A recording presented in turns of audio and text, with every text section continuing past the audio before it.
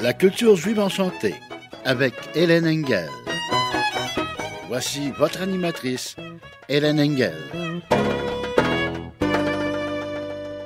Bonsoir à tous, shalom les koulam.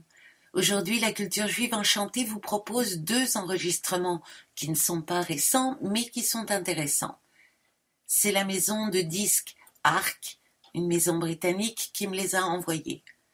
Le premier dont je vais parler s'intitule Jewish Travels par le groupe Massel Klezmorim. C'est un enregistrement public fait en 1986 à l'occasion d'un concert de Hanouka. À l'origine de ce groupe est le chanteur-guitariste allemand Lutz Kassel, et c'est une histoire un peu touchante. Au début des années 60, il a participé à un concours de chant dans son pays natal, l'Allemagne, au château Waldeck, où il a entendu pour la première fois des chants juifs. Il a eu une éducation chrétienne, mais quand il a entendu ces chants, il a été très profondément touché et a commencé à faire des recherches et se familiariser avec cette musique et la culture juive en général. Et il a commencé à la jouer dans ses récitals, dans les folk clubs où il se présentait. Alors nous allons entendre une petite berceuse, accompagnée juste à la guitare, Hallelujah. Cet air vient de Moldavie et date approximativement de la fin du XIXe siècle. Et c'est la maman qui dépeint un avenir radieux à son fils.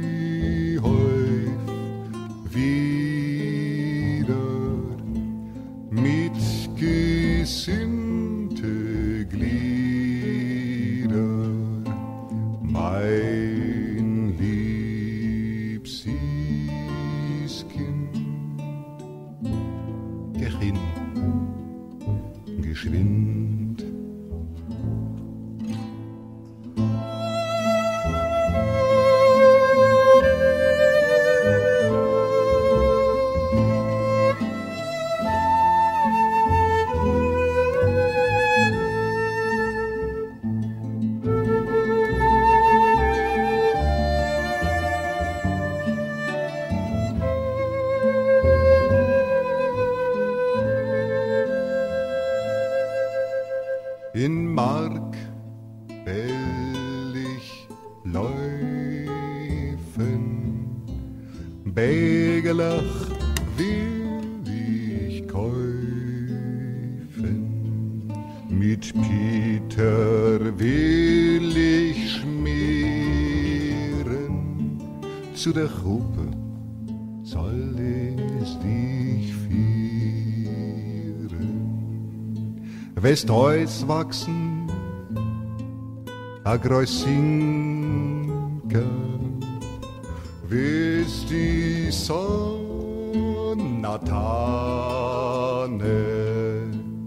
fehlen doch alle, sei mir mekan.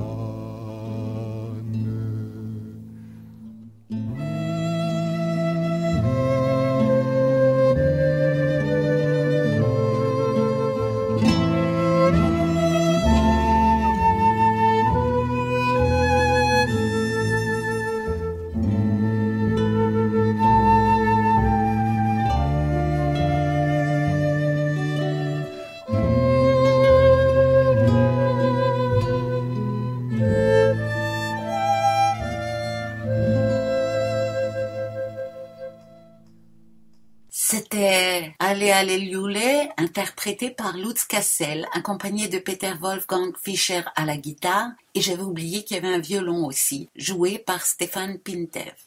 Pendant 15 ans, Lutz Kassel se produit seul, puis il rencontre le guitariste Peter Wolfgang Fischer que vous venez d'entendre, et ils deviennent instantanément des amis, et commencent une collaboration musicale fructueuse. Et je ne résiste pas à vous faire entendre un air très joyeux, un air de danse en fait qui vient des Juifs de New York, établis dans le quartier du Lower East Side, où le guitariste a un petit solo. La pièce s'intitule Lower East Side.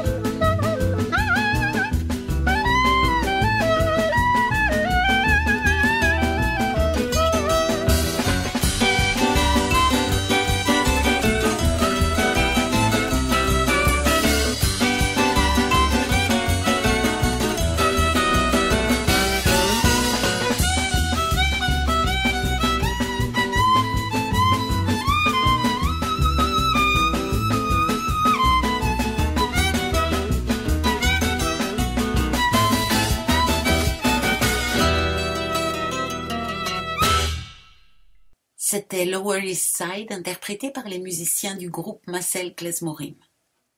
J'aime bien le jeu du violoniste Stefan Pintev. Dans le groupe, il y a aussi Herb Gedler à la flûte et à la clarinette, un autre guitariste, Hans Haider, et 3 percussionnistes, Anselm Kluge, Götz Stiger et Ali Husseini.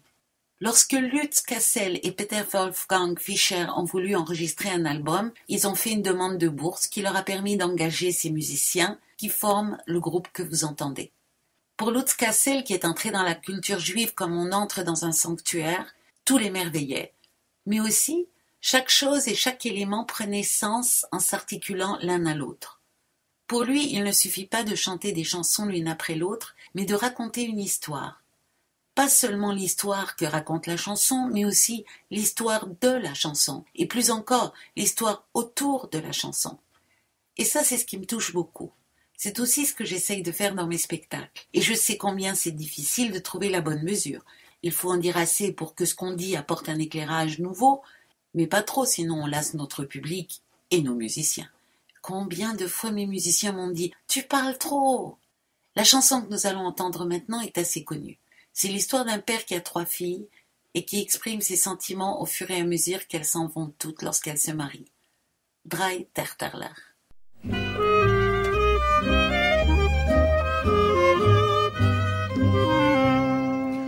Wenn mit Maße gesund und leben, seltes Dächtele mir wählen als geben, will ich tanzen mir hopp, hopp, hopp, a Räupa neu von Kopf. Will ich tanzen mir hopp, hopp, hopp, a Räupa neu von Kopf. Spielt les Morim, spielt mit Leben, erste Dächtele heint euch geben, noch geblieben uns Tächter 2. Wir halt mit Scheun bei See. Spielt les Mohren, nimmt die Klassen, soll die ganze Welt sich freuen. Bei unser Simche, weißt nur ein Gott und der, was Töchter hat.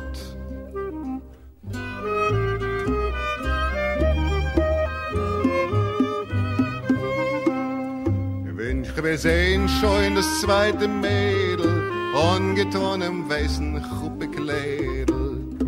Will ich singen und fröhlich sein, ein Rapp von Herz, ein Stein. Will ich singen und fröhlich sein, ein Rapp von Herz, ein Stein. Spielt les Mohren, hebt und schneiden, das zweite Mädel gehen wir uns in Freuden. Das Muschinkel noch haben wir halt men scheuen bei ihr. Spielt les Mohren für uns macht ohnem, soll lebt und von noch gab's ohnem. A Kind euch geben, oi Gott in you, a Mädel noch dazu.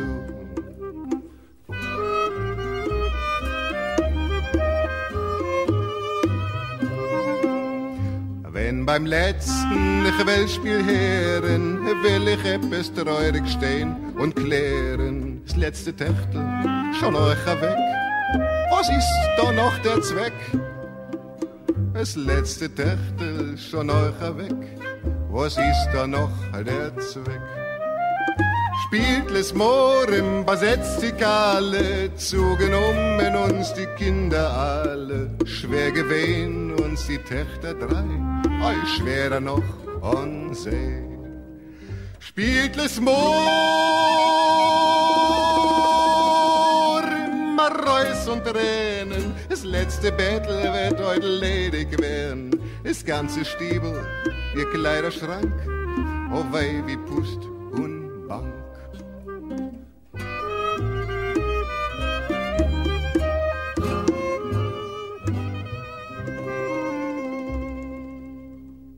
C'était Drei Terterler du grand auteur de chansons yiddish Moshe Gebirtig, interprété par le groupe Massel Klezmorim. Alors les spectacles de Lutz Kassel font voyager le public tant dans les diverses traditions juives que dans son histoire, et cela en remontant jusqu'à Babylone. Car en plus de présenter les chansons, il aime aussi raconter des histoires, et même l'histoire avec un grand H. J'aimerais bien l'entendre, non seulement parce que c'est aussi comme ça que j'aime faire, mais aussi pour voir comment il raconte cette histoire, lui qui n'est pas juif et qui plus est allemand. Du coup, j'aime assez quand il chante en yiddish d'ailleurs parce qu'il est très clair et articule parfaitement, ce qui est très agréable, mais comme il germanise le yiddish, beaucoup de yiddishisants le regardent de travers. En hébreu, il ne parle pas la langue et n'a pas demandé beaucoup de conseils à des hébraïsants, alors je vous épargne ça. De toute façon, il en chante juste 2 ou 3 en hébreu sur les 23 qu'il y a sur l'enregistrement. Par contre, en judéo-espagnol, bien que ce ne soit pas parfait, ça ne gêne pas vraiment. Vous en jugerez vous-même avec la chanson suivante, Abre tu puerta cerrada.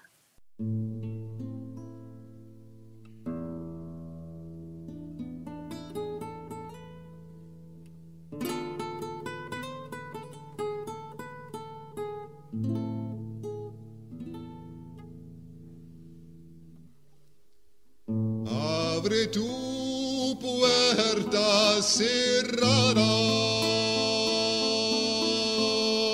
que en tu balcón luz no hay. El amor a ti te vela.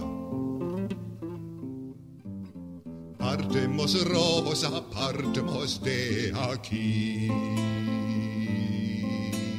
Partemos rosa, partemos de aquí.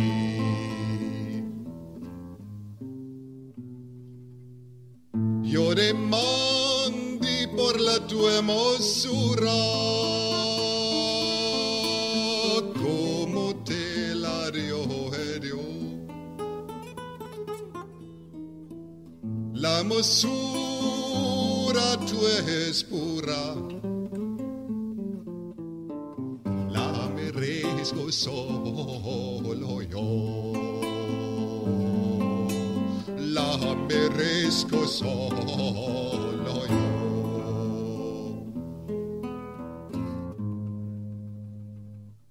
Abre tu puerta cerrará. Como tú luz no hay. El amor a ti te vela. Partemos, Rosa, partemos de aquí. Partemos, Rosa, partemos de aquí.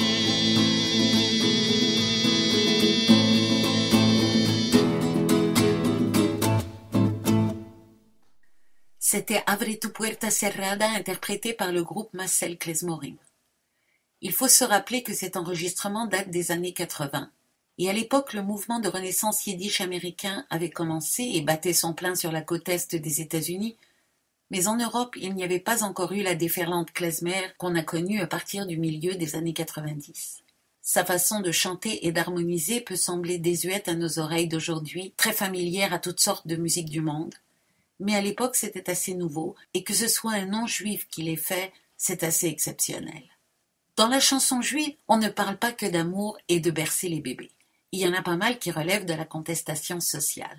Et je vais vous faire entendre maintenant sa version d'une chanson qui fait également partie de mon répertoire. Cette chanson, Die Regelt, signifie « le loyer » et raconte comment le propriétaire vient réclamer l'argent du loyer, puis c'est le tour de l'huissier. Mais pourquoi je paierai un loyer alors qu'il n'y a même pas un four en état pour se faire à manger ?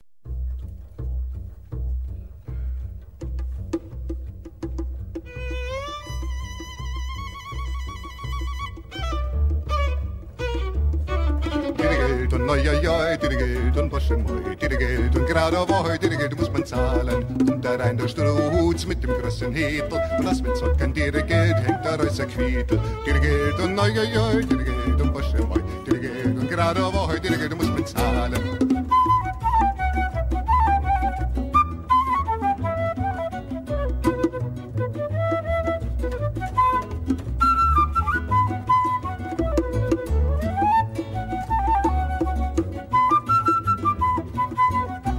Dirigelt und neuer, dirigelt und was schon mal, dirigelt und gerade aber heute dirigelt muss man zahlen. Kommt da rein der Ballerwase mit dem groben Stecken und das mit Socken dirigelt hält er aus die Betten. Dirigelt und neuer, dirigelt und was schon mal, dirigelt und gerade aber heute dirigelt muss man zahlen. Dirigelt und neuer, dirigelt und was schon mal, dirigelt und gerade aber heute dirigelt muss man zahlen. Für was soll ich zahlen, dirigelt, als die Kirche ist nicht zerbrochen? Für was soll ich zahlen, dirigelt, als ich hab euch nicht zu kochen? Dirigelt und neuer, dirigelt und was schon mal, dirigelt und gerade aber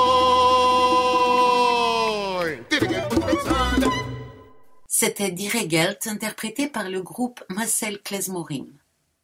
Cette chanson fait partie d'un corpus de chansons contestataires écrites par les Juifs arrivés à New York à la fin du XIXe siècle et début du XXe, fuyant notamment les pogroms russes. Dans cette chanson, on entend d'ailleurs quelques mots de russe, comme par exemple « Bože moj », qui veut dire « mon Dieu ». C'est Théodore Bickel qui a popularisé cette chanson. La version de Lutz Kassel est très particulière. Quand je la chante, je la fais moins vite et plus théâtrale, et c'est le choix de la plupart des autres interprètes de cette chanson. Par contre, bien qu'on se plaigne du loyer, il n'est pas question d'interpréter ce titre de façon larmoyante, ce que ne fait pas non plus Lutz Kassel. Pour terminer avec cet album, je vais vous mettre un très joli morceau interprété par le guitariste Peter Wolfgang Fischer. À l'époque où Lutz Kassel a fait cet album, on ne savait pas encore grand-chose sur la tradition séfarade. Alors c'est certainement en toute bonne foi qu'il a écrit sur le livret que cet air, comme Abre tu puerta cerrada que nous avons entendu plus tôt, date du XVe siècle. Alors, la musique de Abre tu puerta cerrada date du début du XXe siècle, au plus du XIXe. Les paroles, elles, pourraient être antérieures, mais ça m'étonnerait que ce soit plus ancien que le XIXe. Pour ce qui est de l'élégie, Sephardic Elegy, le morceau que nous allons entendre maintenant, je ne connaissais pas cette mélodie, mais elle non plus, c'est certain, ne date pas du XVe siècle. Mais c'est très joli quand même.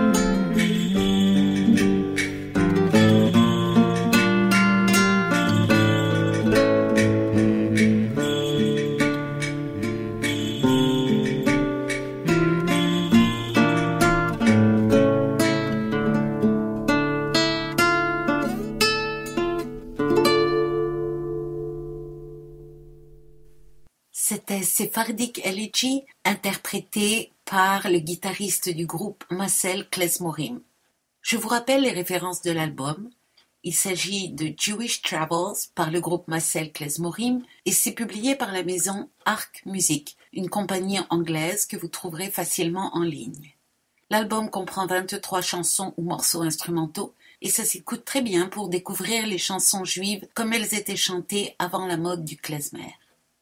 Vous êtes sur Radio Shalom Montréal, hébergé par Radio Gospel sur 1650 AM, à l'émission La culture juive enchantée animée par Hélène Engel. Maintenant, je voudrais vous présenter le deuxième album, toujours chez Arc Music. Il s'agit de Jewish Soul, l'album de Mike Tabor. Lui, c'est le point de vue quasiment inverse de celui de l'album précédent. C'est un juif très religieux qui explore la dimension religieuse de la musique juive. Il est né en 1945 à Londres, à peu près au même temps que Lutz Cassel, je pense d'ailleurs.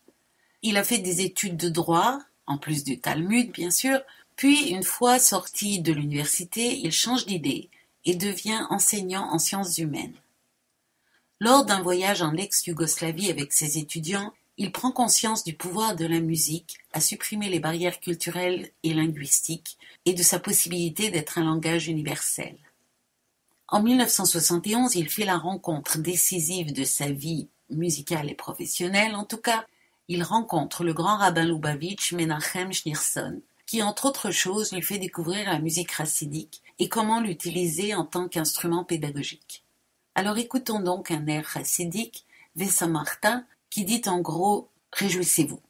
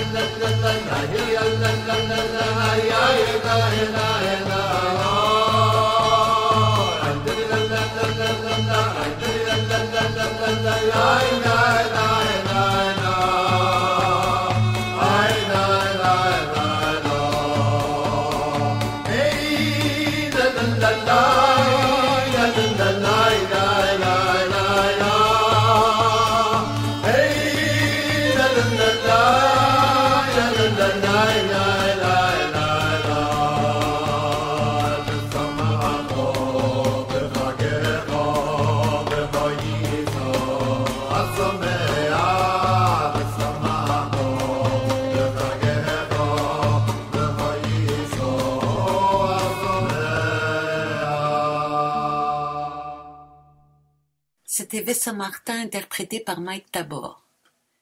Il fait un peu plus tard une autre rencontre tout aussi importante, celle de Shlomo Carlebach, Le légendaire chanteur de folklore juif et compositeur de nombreuses mélodies qui sont encore extrêmement populaires aujourd'hui, et pas seulement parmi les juifs américains. Il n'y a aucune chanson de Shlomo Carlebach sur cet album, mais pour les auditeurs familiers de cette culture, les airs qu'on chante à toutes les bar mitzvahs de Ose Shalom Bimomavu et Esaenai ou bien Am Israël Chai, tout ça, ça vient de lui. Alors les deux hommes se lieront d'amitié et Mike accompagnera de temps en temps Shlomo Carlebach sur scène et il fut en fait la dernière personne à jouer avec lui 2 jours avant son décès en 1994. Puis Mike abandonne le professorat pour se lancer dans le commercial et parallèlement dans la musique. Il apprend à jouer de divers instruments, dont la mandoline qui reste son instrument de prédilection, mais aussi le violon, le bouzouki et diverses flûtes, et bien sûr le chant.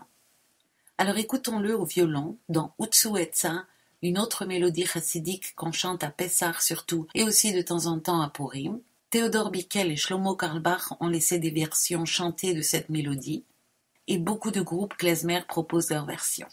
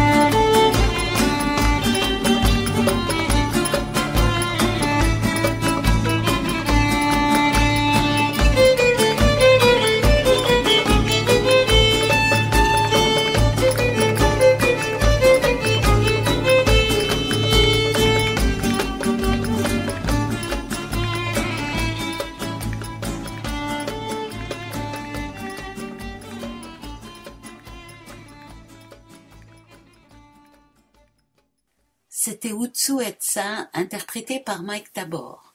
Ce qui semble allumer particulièrement Mike Tabor, c'est donc le chassidisme, qui est un mouvement profondément religieux du judaïsme qui met en valeur l'enthousiasme dans la prière, la joie, le plaisir de l'observance stricte des lois, versus l'étude sans fin des textes religieux.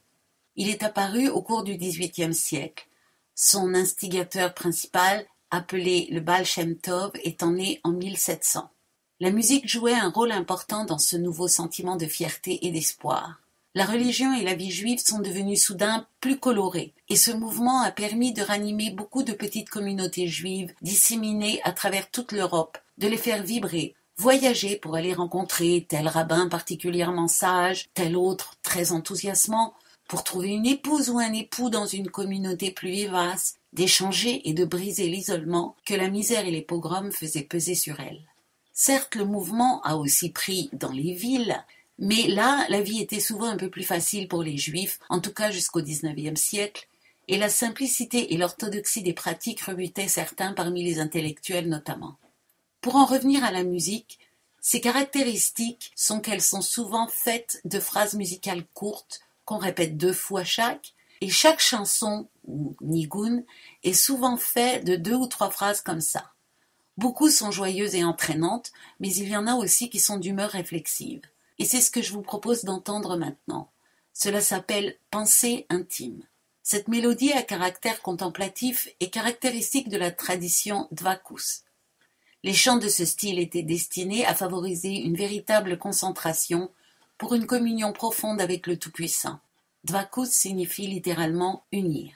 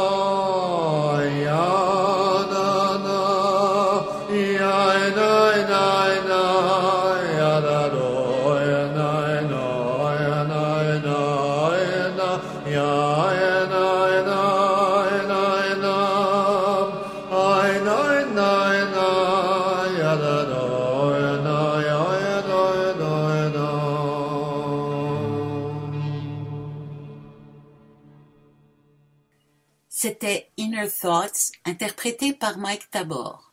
Les chants comme celui-ci se chantent tout seul ou en groupe, mais le rassidisme se caractérise aussi par le fait que c'est un mouvement très communautaire.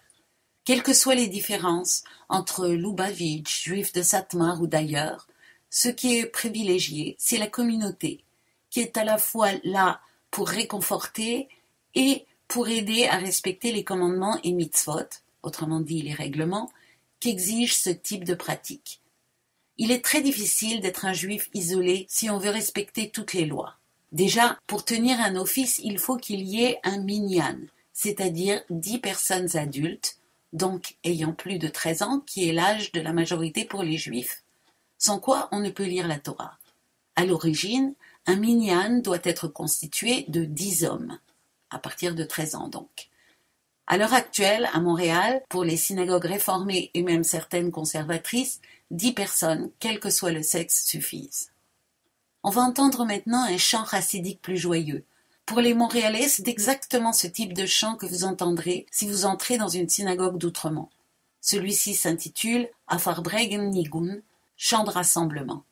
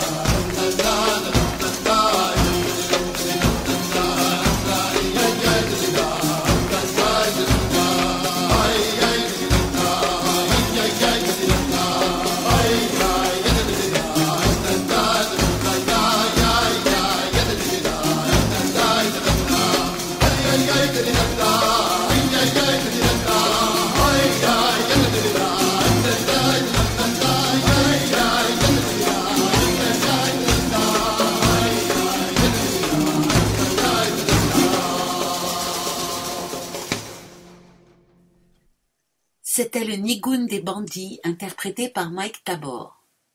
L'album Jewish Soul, que nous venons d'entendre, présente une collection de 20 mélodies, la plupart composées dans les 250 dernières années, essentiellement par les Juifs d'Europe de l'Est, mais aussi d'autres lieux. Les musiciens qui accompagnent Mike Tabor sont Pablo Cárcamo, qui joue aussi de la guitare, du bouzouki et des flûtes comme Mike Tabor, mais aussi du violoncelle et différentes percussions. Il y a aussi Robin Jeffrey, qui joue du oud et toutes sortes de percussions, et Diz Heller, qui fait les chœurs et également des percussions variées. Les 3 dernières mélodies de l'album ne sont pas interprétées par Mike Tabor, mais par le groupe The Burning Bush, dont nous allons entendre un extrait tout à l'heure. The Burning Bush était un jeune groupe de klezmorim anglais à l'époque où l'album a été enregistré. Leur musique a un son assez différent de celle de Mike Tabor. Robin Jeffrey, qui accompagne Mike Tabor, est un membre de ce groupe.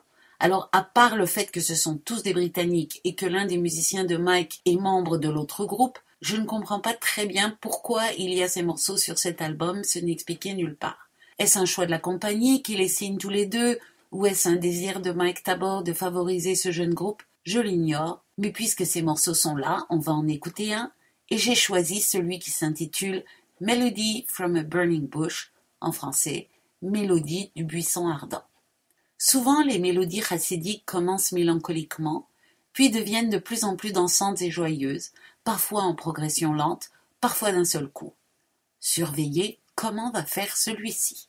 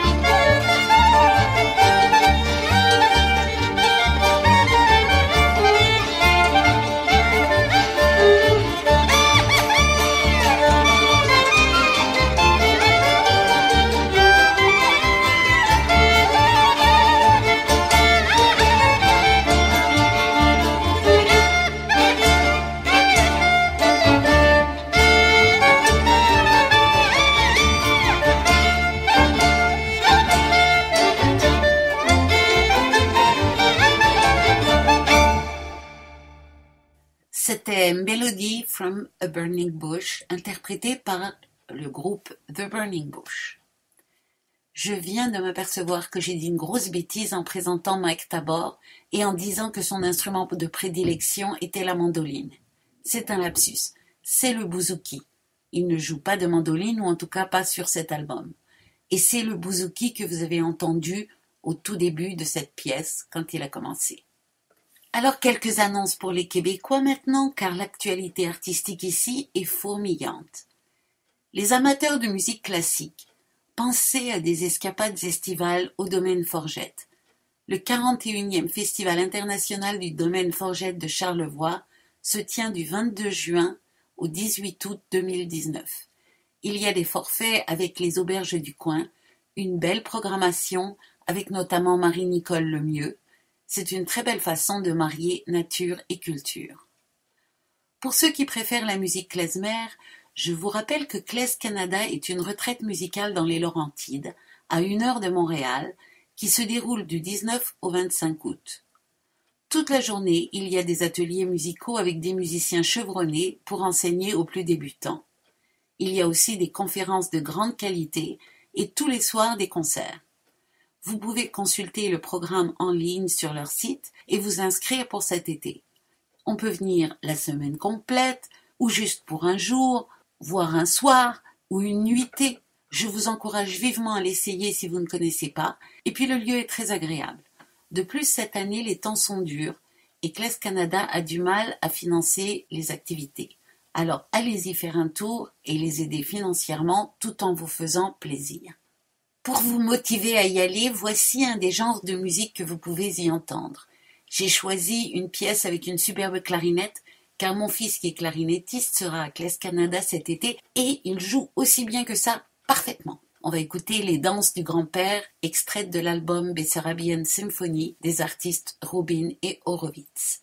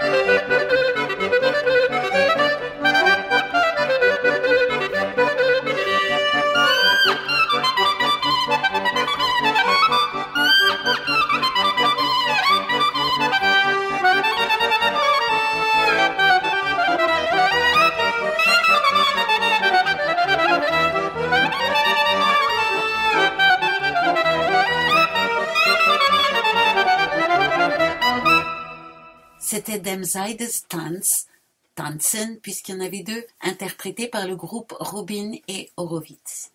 Alors pour continuer à parler culture à Montréal, allez, osons sortir des sentiers battus, amateurs de théâtre, rendez-vous au 14e festival du théâtre anarchiste qui se tiendra du 17 au 23 mai.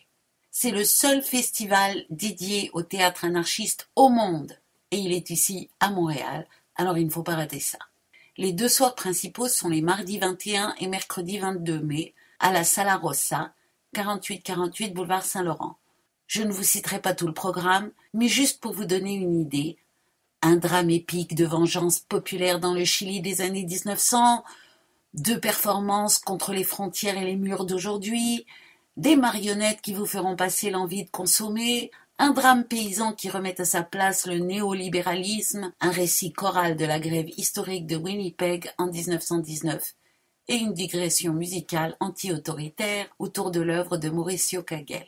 En dehors des militants et des sympathisants, les amateurs d'histoire y trouveront leur compte, ça c'est certain. Enfin, du 26 mai au 5 juin, c'est le festival du cinéma israélien organisé par la communauté séfarade unifiée du Québec. Il y a trop de choses et très disparates pour que je puisse vous les énumérer, alors allez consulter leur site. Par contre, au Centre Sigal, ils font une série de films juifs. Il y en a 4, tous les dimanches à partir du 12 mai. Il en reste donc encore. Je vous les énumère rapidement, sauf le premier qui est passé. Promise at Dawn, le 19 mai. The Fig Tree, le 26 mai. Et My Polish Honeymoon, le 2 juin. Il y a 2 séances, une à 14h30 et une à 19h. Cette année, Belfort, 2 films en anglais et 2 films en français. Et enfin, je vais aller voir l'expo du Musée des Beaux-Arts intitulée Montréalaise d'avant-garde. Je vous en donnerai des nouvelles au mois de juin. Et comme il me reste un petit peu de temps, je vais en profiter pour vous mettre un de mes morceaux favoris au monde. Ça s'appelle Lullaby for Camilla. C'est par le violoniste Nigel Kennedy accompagné par le groupe The Croaks.